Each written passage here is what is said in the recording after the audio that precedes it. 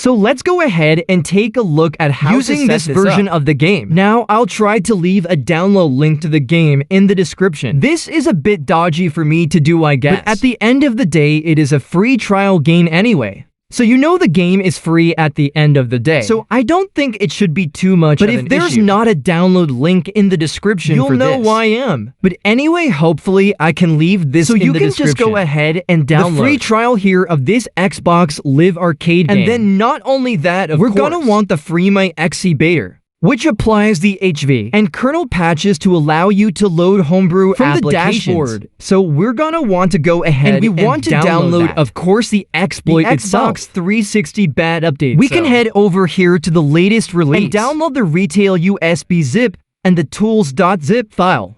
And then you also want to download any other additional homebrew apps that you want to run on the system. XEX menu, of course, I'm also using Aurora and SNES 360. So go ahead and download any homebrew. Also want some prerequisites for this. You do need to be on dashboard version 759. You can head into your system settings and go to console settings. And then hover over system info to check your dashboard version. I'm already on 1759, but if you're on an older version, you can download the system update from Xbox. The link will be in the description. Just verify that it is the version 1.759 zip file.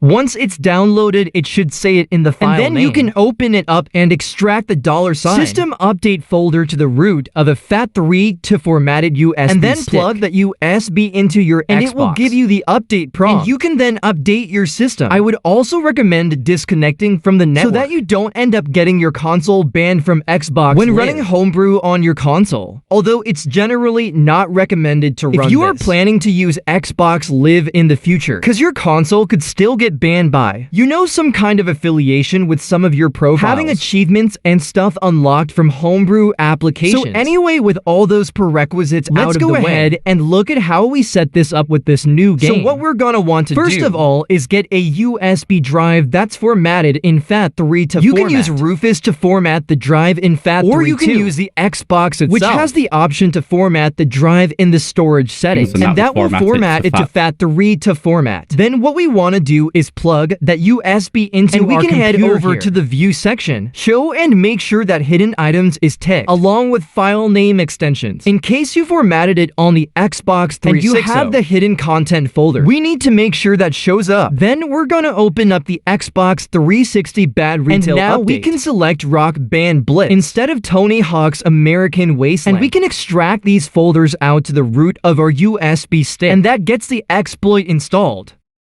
Then from there, we can go into the bad update payload and delete the default.exe file that's inside here. Open up the FreeMyXe beta and extract the XEX file into the bad update payload folder on the USB and rename it to default.xex.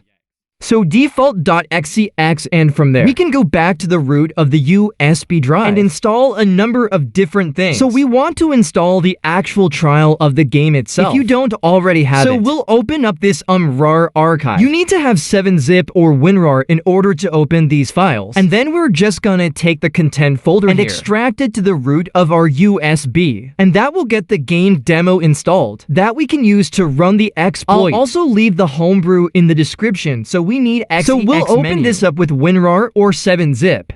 And then go into the content folder, into the 00 folder, and then we're going to take the code 999 folder and extract that out to the folder with all the zeros inside. Content, so we'll just copy that over to get XEX menu installed. So we can run it off the USB once we have the exploit running. And that will then allow us to launch additional homebrew applications. So once we've done that, we can head back out to the root of the USB. And now we can install any additional homebrew apps that we want. 360, I'll copy that over just as an example. I'll also go ahead and add Aurora, so I'll create an Aurora folder. Open up the Aurora release again. Link will be in the description. And we'll extract that out to the Aurora folder. Again, making sure you have 7-zipper WinRAR. And once that is done, we should be all good.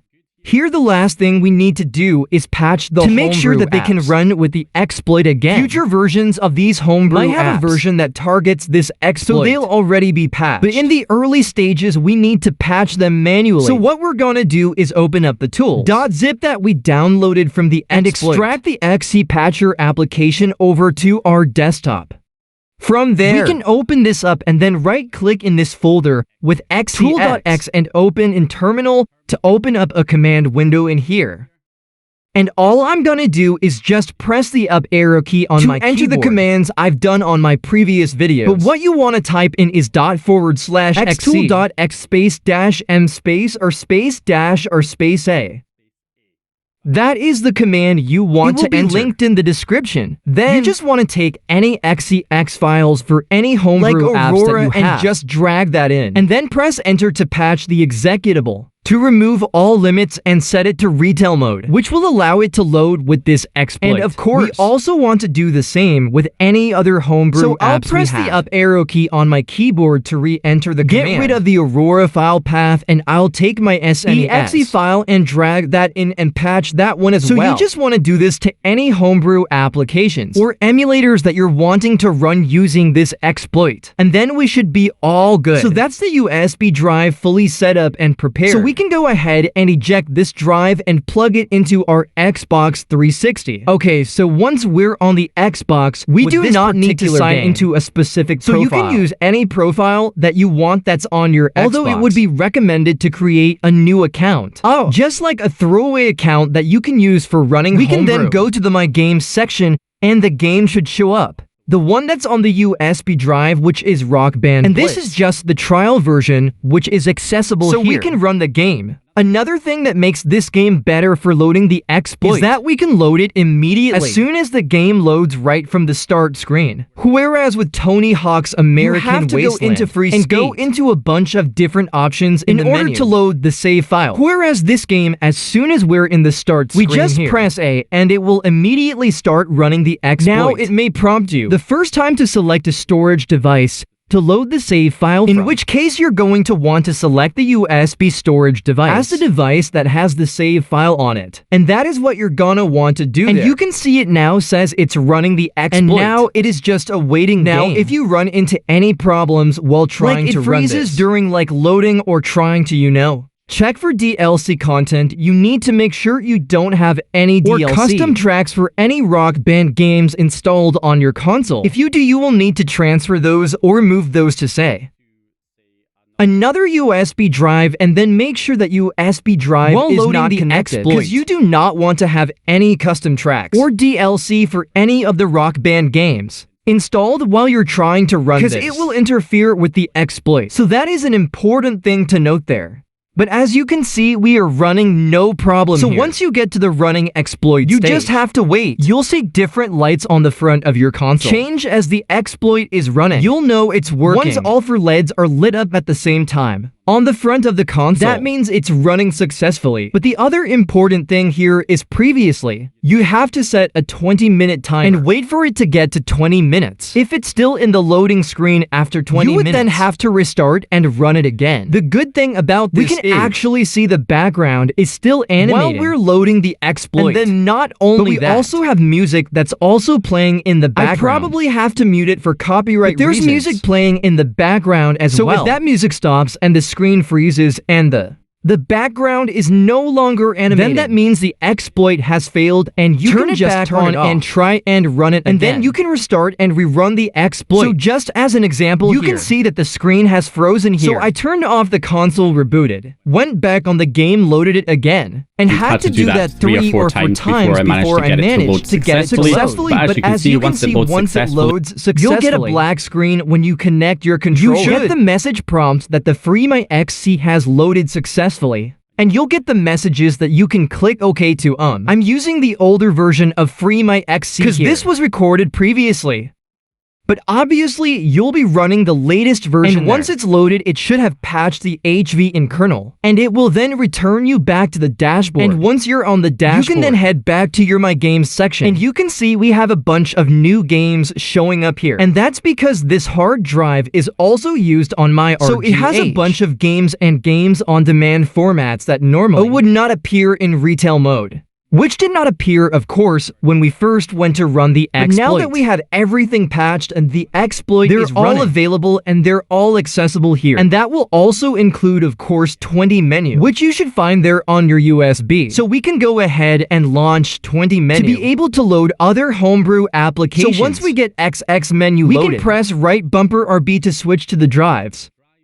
And then from there, we can basically select any other homebrew app we want to load. I can just select Aurora with it. And then select the Aurora.exe file to launch it. And because we already patched it with XE, it should be able to load successfully. If it wasn't patched, it would give us a game error and kick us back to the dashboard. But because we patched it successfully, it loads correctly. When you load it for the first time, it does take a long time to load. But after a while, it should then load us into the Aurora dash. I do have my game inserted at the moment, which is Tony Hawk's American Wasteland. And I can add other homebrew apps in Aurora by pressing start. And then, of course, heading to content and adding a path to scan. And then selecting the USB drive by hovering and pressing Y to select it. And then selecting the save option, which will then allow us to scan all of the applications that it can find on the USB. And of course, I have my SNES 360 on there, as well as Aurora itself, so it should pick those up. And then we'll be able to launch those applications from Aurora. As well, it's essentially how you get things up and running. I'm also able to load some games from the hard drive as well. You can patch them with XEX tool, as I showed with the homebrew applications. But I do have a couple of games that can launch just as is from the My Games section, like Geometry Wars, for instance, which is able to be launched. So I'm able to go ahead and launch my Xbox as well as my homebrew applications and emulators using this exploit. And again, this is a much better way to do it because, again, buy a copy of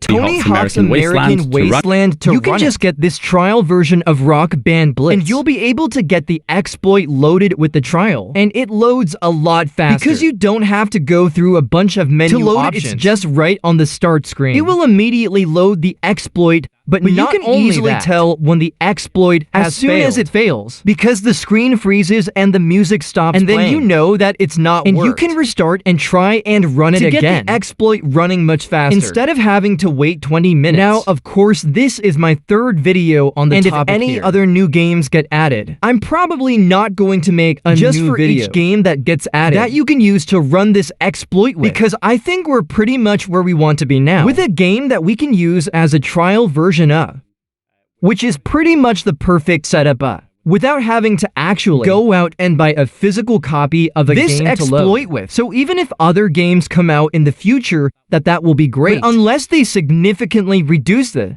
time it takes to load the exploit, I'm probably not going to cover each new game that gets added. With this exploit, the only reason I covered this one is that you don't have to buy this game to run the exploit, which is a pretty big significant change. So anyway, hope you guys enjoyed this video or found the information useful. If you did, please leave a like and subscribe, and once again, as always, see you guys